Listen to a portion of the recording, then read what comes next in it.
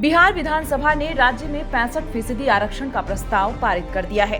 यह supreme court की तरफ से आरक्षण के लिए तय 50% की सीमा को तोड़ता है। ऐसे में इसे कानूनी चुनौती दी जा सकती है। इस पर चर्चा करने से पहले आरक्षण को लेकर मौजूदा व्यवस्था को समझ लेते हैं। देश की आजादी के बाद संविधान निर्माताओं ने समाज के कमजोर तबके के लिए विशेष व्यवस्था को जरूरी माना। इसलिए संविधान के अनुच्छेद 15(4) और 16(4) में लिखा गया कि सरकार सामाजिक और शैक्षणिक रूप से पिछड़े नागरिकों के विकास के लिए विशेष व्यवस्था कर सकती है। यही आरक्षण का आधार बना।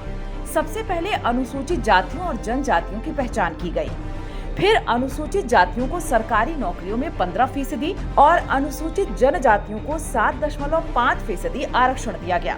इसे उच्च शिक्षा में भी लागू किया गया।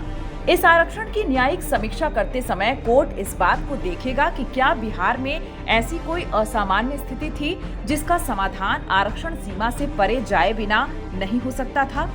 कोर्ट ने आरक्षण से जुड़े तमाम मामलों में आरक्षण देने से पहले क्वांटिफाइएबल डेटा यानी प्रामाणिक आंकड़े जुटाने पर जोर दिया है।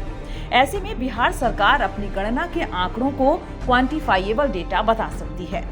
लेकिन यहाँ समझना जरूरी है कि सिर्फ किसी वर्ग की अधिक जनसंख्या उसे ज्यादा आरक्षण देने का आधार नहीं हो सकती। इंदिरा साहनी फैसले में जो 50% की सीमा तय की गई थी, वह सामाजिक न्याय और मेरिट में संतुलन के लिए की गई थी।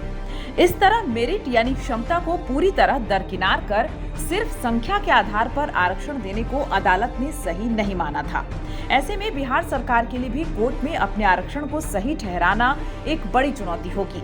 अगर कोर्ट को यह प्रथम दृष्टया गलत लगता है तो वह इसे लागू करने पर रोक लगा सकता है। 10% EWS आरक्षण को सुप्रीम कोर्ट सही ठहरा चुका है।